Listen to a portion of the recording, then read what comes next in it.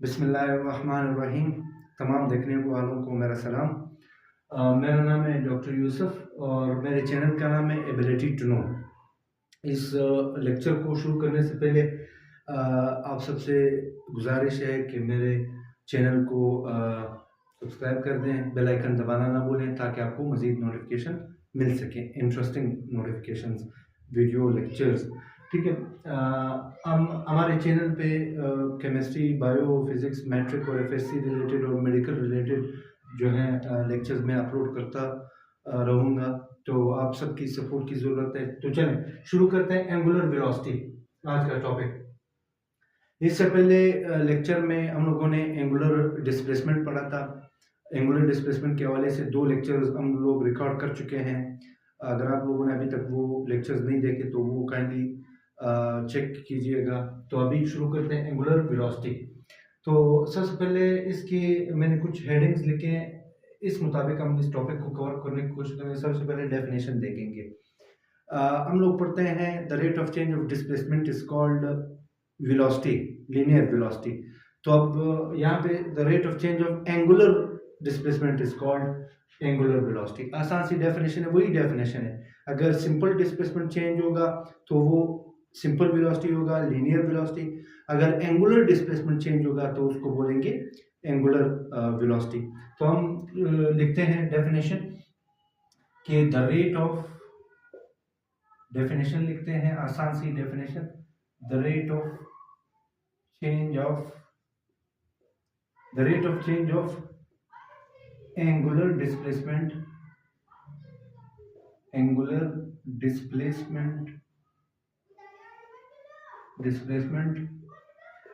is called angular velocity. बहुत ही आसान डेफिनेशन है स्टूडेंट्स, ठीक है।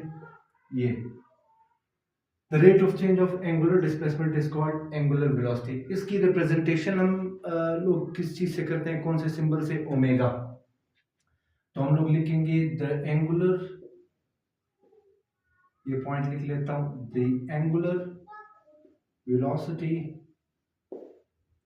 is denoted by omega. ठीक है, ओमेगा के सिंबल से हम लोग डिनोट करते हैं। अब मैथमेटिकल फार्मूला की तरफ आते हैं। डेफिनेशन हम लोगों ने ऑलरेडी लिखा है, the rate of change of angular displacement. Angular displacement को हम लोग जाहिर कर रहे थे थीटा से। तो the rate of change of, ठीक है, जब भी रेट ऑफ चेंज, रेट का लफ्ज जब आएगा तो वो टाइम के लिहाज से आएगा। तो the rate of change of angular displacement is called omega, यानी एंगुलर वेलोसिटी। एंगुलर वेलोसिटी को हम किस चीज से रिप्रेजेंट कर रहे हैं? इस सिंबल से। इस सिंबल को बोलते हैं ओमेगा। तो ये मैथमेटिकल फार्मूला इसका हो गया। अब आते हैं एसआई यूनिट। लेकिन एसआई यूनिट से पहले मैं थोड़ा डायग्राम में आपको समझाऊंगा, क्योंकि एंगुलर वेलोसिटी मींस, एंगुलर लफ्ज का मैंने बार बार पहले लेक्चर्स में भी बताया, एंगुलर का मतलब है सर्कुलर। तो चले डायग्राम बनाते हैं, एक सर्कल बनाते हैं। फॉर एग्जांपल ये हमारे पास एक सर्कल है, ठीक है, दिस इज अ सर्कल, ठीक है। एक यहाँ पे सर्कल का सेंटर है हमारे पास। तो सर्कल के सेंटर से फॉर एग्जांपल ये पहला पॉइंट है। इस पॉइंट को मैं नाम दे देता हूँ, कोई हमारे पास पॉइंट ए, ठीक है, पॉइंट ए पॉइंट से कोई चीज मूव कर रहा है, इस पॉइंट तक आ गया, हमारे पास इस पॉइंट तक आ गया, ठीक है। ये एक ऑब्जेक्ट पॉइंट ए से बी की तरफ आया, पॉइंट ए से पॉइंट बी की तरफ आया t1 टाइम में, यानी इसने इतना फासला कवर किया सर्कुलर मोशन, सर्कल के सरकमफ्रेंस के ऊपर, ठीक है। तो यहाँ पे इसने बनाया थीटा, इसको हम लोग नाम दे देते हैं थीटा 1। अब कुछ टाइम गुजरने के बाद ये ऑब्जेक्ट एक और पॉइंट पे आ गया, इस पॉइंट पे। इस पॉइंट को मैं नाम दे देता हूँ पॉइंट सी, ठीक है। यानी पॉइंट सी के पास जब आया तो ये रेडियस है r, ठीक है, ये भी रेडियस है।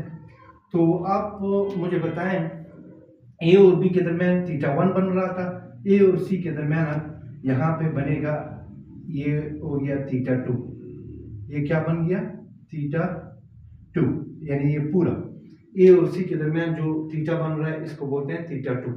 अब जब हम थीटा 2 से इस पूरे थीटा से थीटा 1 माइनस करेंगे तो ये rate of change of angular displacement होगा, और यही हमारे पास ओमेगा होगा, यही हमारे पास एंगुलर वेलोसिटी होगा। यानी हम लोग यहाँ पे लिख सकते हैं कि हमारे पास टाइम के लिहाज से पहले theta, rate of change of theta, तो rate of change of theta time के लिहाज से, तो हम इसको इस तरह भी लिख सकते हैं कि थीटा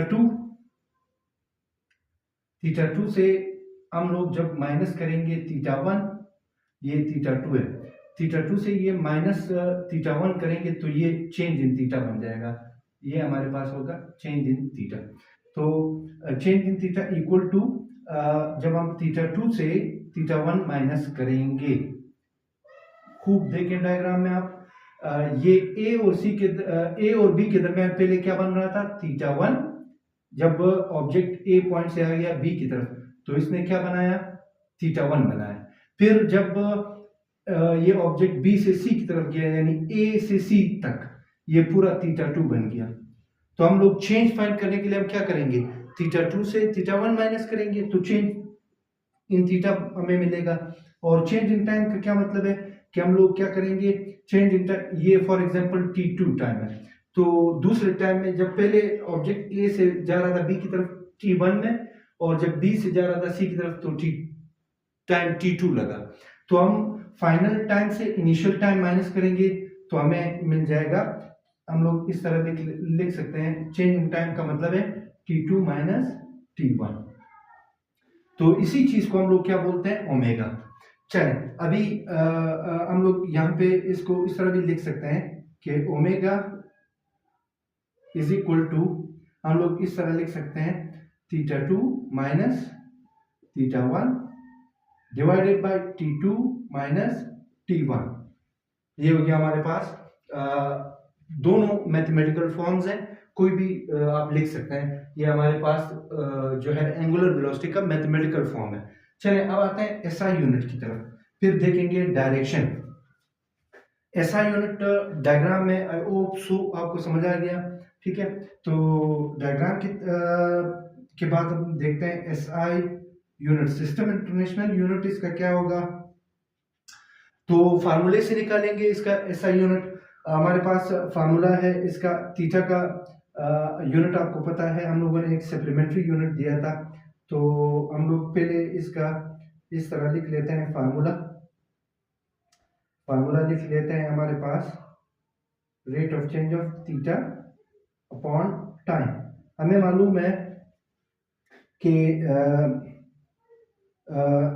एंगुलर डिस्प्लेसमेंट का यूनिट क्या है, रेडियन, ठीक है, टाइम का यूनिट क्या है, सेकंड, टाइम का यूनिट क्या है, सेकंड। तो सेकंड जब ऊपर जाएगा तो ये क्या बन जाएगा, रेडियन सेकंड इनवर्स बन जाएगा, इस तरह बन जाएगा। अगर हम लोग ये रेडियन, हम लोगों ने पिछले लेक्चर में पढ़ा था, रेडियन एक सप्लीमेंट्री यूनिट है, इसका यूनिट अपीयर अपना नहीं होता एंगुलर डिस्प्लेसमेंट के केस में, तो हम लोग इस तरह भी लिख सकते हैं 1/s, और ये बराबर है हमारे पास सेकंड इनवर्स के। तो इस सेकंड इनवर्स की वजह से इसको एंगुलर वेलोसिटी को एंगुलर फ्रीक्वेंसी भी कहते हैं। एंगुलर फ्रीक्वेंसी का यूनिट भी हमारे पास सेकंड इनवर्स है, तो हम लोग लिख सकते हैं कि angular velocity is also called angular frequency. तो इसको हम लोग क्या बोल सकते हैं, एंगुलर फ्रीक्वेंसी बोल सकते हैं। अब आते हैं अदर यूनिट्स, भी चेक कर लेते हैं, अदर यूनिट्स में इसके क्या क्या होंगे।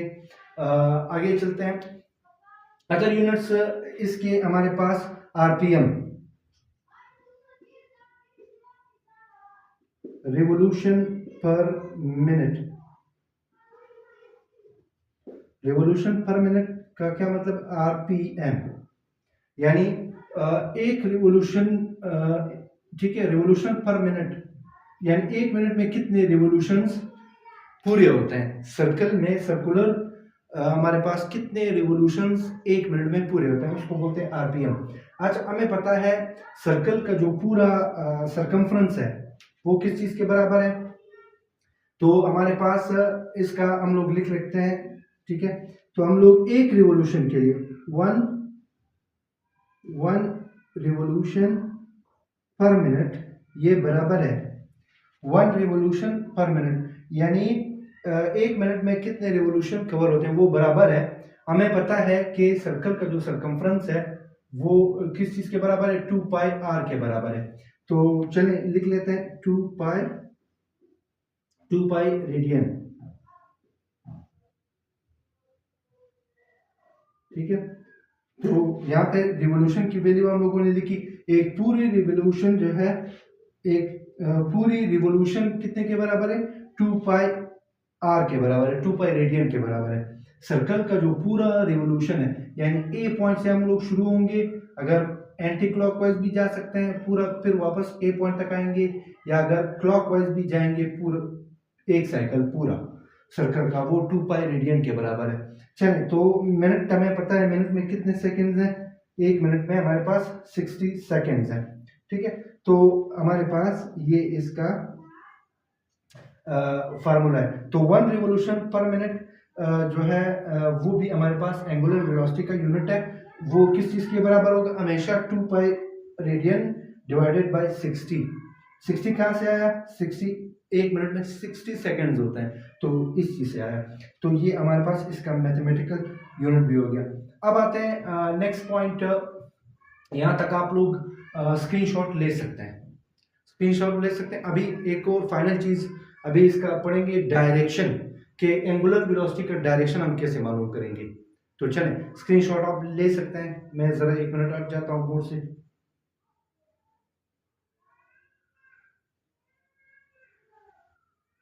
चलें, अभी आते हैं डायरेक्शन की तरफ। तो अभी मैं थोड़ा सा ऊपर से रब करता हूं।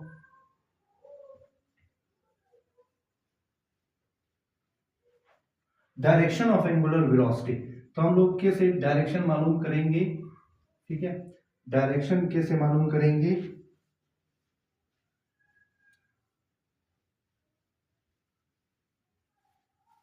चलिए, अभी लास्ट इसका पॉइंट डिस्कस कर लेते हैं। ये इतना मुश्किल टॉपिक नहीं था, इसमें कोई खास इतना वो नहीं था कंसेप्ट। अभी हमारे पास हम दो केसेस बनाते हैं, एक हमारे पास है ए डायग्राम, एक है हमारे पास बी डायग्राम। तो ये हमारे पास है एक सर्कल ए सर्कल, ये हमारे पास है दूसरा सर्कल बी सर्कल, ठीक है, दिस इज बी सर्कल, ठीक है। अब दोनों सर्कल में लाजमी सी बात है इसका सेंटर होगा, और ये हमारे पास सेंटर है, और ये हमारे पास सेंटर है, ठीक है। तो हम एक काम करते हैं, ये एक ऑब्जेक्ट है, यहाँ पे भी एक ऑब्जेक्ट है। फर्क हम लोग डायरेक्शन का करेंगे कि इसमें ये ऑब्जेक्ट जो है वो इस तरफ जा रहा है, यानी रोटेशन कर रहा है, सर्कुलर मोशन कर रहा है। एंगुलर वेलोसिटी यहाँ पे, यानी डिस्प्लेसमेंट यहाँ पे, सर्कुलर मोशन जो है यहाँ पे जो है वो क्लॉकवाइज है, दिस इज क्लॉकवाइज। तो मैं यहाँ पे लिख लेता हूँ क्लॉकवाइज, क्लॉकवाइज, ठीक है, और ये एंटी क्लॉकवाइज है, दिस इज एंटी क्लॉकवाइज। तो हम दोनों केसेस में डायरेक्शन चेक करेंगे, ठीक है, क्लॉकवाइज और एंटी क्लॉकवाइज। तो इसमें डायरेक्शन एंटी क्लॉकवाइज, ये ऑब्जेक्ट इस तरफ जा रहा है, ऊपर की तरफ।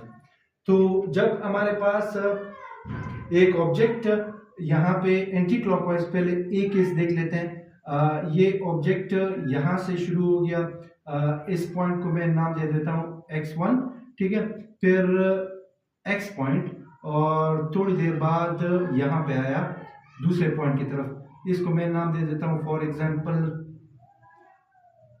इसको मैं नाम दे देता हूँ y पॉइंट। तो यानी एंटी क्लॉकवाइज रोटेशन हो रही है। क्या हो रही है? Anti clockwise. तो अब हम एंगुलर वेलोसिटी की डायरेक्शन कैसे मालूम करेंगे? इस केस में एंगुलर वेलोसिटी का जो डायरेक्शन होगा, इस केस में जो एंगुलर वेलोसिटी का डायरेक्शन होगा वो क्या होगा? वो हम राइट हैंड रूल से मालूम करेंगे। राइट हैंड रूल क्या होता है? जिस तरफ हमारे पास रोटेशन होगी उस तरफ हमारी ये उंगलियां, जो टेढ़ी उंगलियां हैं, वो उस तरफ होंगी।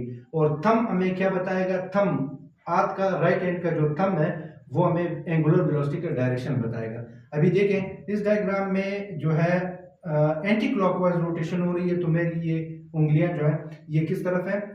मोशन की तरफ है। तो जब मोशन की तरफ उंगलियां होंगी तो हमारे पास थंब का जो है वो क्या बताएगा? हमें डायरेक्शन बताएगा। तो अभी आप देखें मेरा थंब कहाँ पे? Out of the plane, out of the plane. तो एंटी क्लॉकवाइज में हमारे पास डायरेक्शन क्या होगा? Out of the plane, out of the plane. तो हम लोग लिखेंगे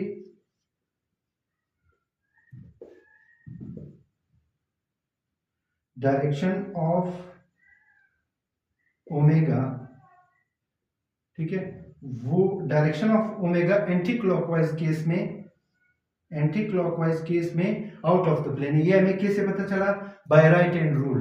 तो एंगुलर वेलोसिटी की डायरेक्शन हम लोग देख रहे हैं, ठीक है। डायरेक्शन मैं यहाँ पे लिख लेता हूँ, डायरेक्शन ऑफ एंटी क्लॉकवाइज। तो हम लोगों ने कैसे इस्तेमाल की? यहाँ पे बाय राइट हैंड रूल। कैसे हमें पता चला? राइट हैंड रूल से, राइट हैंड रूल से। चलें दोबारा बार बता देता हूँ। आपने हाथ इस तरह मालूम करना है कि जिस डायरेक्शन में मोशन हो रही है उसको इस तरह करना है, और थंब का जो साइड है वो हमें डायरेक्शन बताएगा। चलें इसका मैं प्रैक्टिकली भी आपको यहाँ पे एक एग्जांपल दिखाऊंगा, ठीक है। प्रैक्टिकली भी क्योंकि फिजिक्स का ये एंगुलर वेलोसिटी का जो डायरेक्शन मालूम करने का तरीका है राइट हैंड रूल, ये हमारे डेली रूटीन में कैसे यूज होता है, कहाँ पे एप्लीकेबल होता है, कहाँ पे इस्तेमाल होता है। चलिए अभी सेकंड एग्जांपल की तरफ आते हैं। इसमें मोशन क्या हो रहा है? क्लॉकवाइज हो रहा है। क्लॉकवाइज मींस घड़ी के सुई के मुताबिक। चलिए अभी क्या करेंगे, आप मुझे बताएं। डायरेक्शन इस तरफ है तो मेरी उंगलियां इस तरफ है, डायरेक्शन इस तरफ। तो थंब साइड कहाँ पे? इनटू द प्लेन, अंदर की तरफ, बोर्ड के अंदर की तरफ। तो अब बोर्ड के अंदर की तरफ जब होगी डायरेक्शन तो हम लोग उसको बोलेंगे इनटू द प्लेन। क्या बोलेंगे? Into the plane. किस चीज की डायरेक्शन? ओमेगा की डायरेक्शन। यानी एंगुलर वेलोसिटी की डायरेक्शन कहाँ पे होगी? राइट हैंड रूल के मुताबिक इनटू द प्लेन होगी। तो दो केसेस मैंने समझाया, ए एंड बी। दोनों में हम लोगों ने, एक एंटी क्लॉकवाइज है एक क्लॉकवाइज है, दोनों में हमें डायरेक्शन पता चला। और डायरेक्शन है around the centre of the circle. यानी अब जो है या तो इनटू द प्लेन होगा क्लॉकवाइज के केस में, और एंटी क्लॉकवाइज केस में हमारे पास आउट ऑफ द प्लेन होगा। तो ये दो हम लोगों ने डायरेक्शंस पढ़ लिए, डायरेक्शन ऑफ एंगुलर वेलोसिटी, और राइट हैंड रूल हमें ये चीज बताई, ठीक है। तो अब एक प्रैक्टिकल एग्जांपल मैं आपको अभी दिखाऊंगा कि कैसे हमारे पास फॉर एग्जांपल ये एक बेबी फीडर है, फीडर बोतल है। मैं ये आपको प्रैक्टिकली इसका, ये जो हमारे पास ये इसका ढकना है या ढक्कन है इसका, ये इसके ऊपर फीडर के ऊपर, बोतल के ऊपर हम लोग जब इसको हम लोग पहले हम लोग इसको क्लॉकवाइज घुमाते हैं। जब हम इसको क्लॉकवाइज घुमाते हैं, ये देखें क्लॉकवाइज में घुमा रहा हूँ, क्लॉकवाइज में जब घुमा रहा हूँ तो ये अंदर की तरफ जा रहा है और ये बोतल बंद हो रहा है, बंद हो रहा है यानी अंदर की तरफ इनटू द प्लेन जा रहा है, ठीक है। ये मैं स्लो कर रहा हूँ, ये देखें अंदर की तरफ जा रहा है, ठीक है। अब एंटी क्लॉकवाइज केस में जब मैं इसको इस तरह एंटी क्लॉकवाइज घुमाऊंगा, ये देखें एंटी क्लॉकवाइज, तो ये बाहर की तरफ आ रहा है, बाहर की तरफ आ रहा है। तो जब भी हम लोग क्लॉकवाइज बंद करते हैं तो ये अंदर की तरफ जाता है, और एंटी क्लॉकवाइज करते हैं तो ये बाहर की तरफ आता है, आउट ऑफ द प्लेन। तो ये हो गया हमारे पास एंगुलर वेलोसिटी का प्रैक्टिकल डेमोन्स्ट्रेशन। मैंने बताया कि यहाँ पे एंगुलर वेलोसिटी कहाँ कहाँ पे ये एप्लीकेबल होता है। जो भी हम लोग नट बोल्ट टाइट करते हैं तो वो जो स्क्रू होता है वो जो अंदर की तरफ हम क्लॉकवाइज रोटेट करते हैं तो वो अंदर की तरफ जाता है, और एंटी क्लॉकवाइज करते हैं तो आउटवर्ड आपकी तरफ आता है, कैमरे की तरफ। ठीक है, तो ये हो गया हमारे पास एंगुलर वेलोसिटी का कंसेप्ट। बहुत ही आसान था। हम लोगों ने डायरेक्शन पढ़ा, हम लोगों ने पढ़ा कि जो है इसके यूनिट्स क्या थे, और इसका मैथमेटिकल फार्मूला हम लोगों ने पढ़ा, डेफिनेशन हमने पढ़ा, छोटा सा कंसेप्ट था, इम्पोर्टेंट सा कंसेप्ट है। तो आज का लेक्चर इतना ही था। मज़ीद लेक्चर्स भी अपलोड करते जाएंगे। मेरे चैनल का नाम ऊपर लिखा है बोर्ड पे, ये चैनल लाजमी सब्सक्राइब कर दें, और वीडियो अच्छी लगी तो कमेंट करें, शेयर करें। इंशाल्लाह मज़ीद भी लेक्चर्स अपलोड करते जाएंगे। Thank you very much. तब तक के लिए अल्लाह हाफिज़।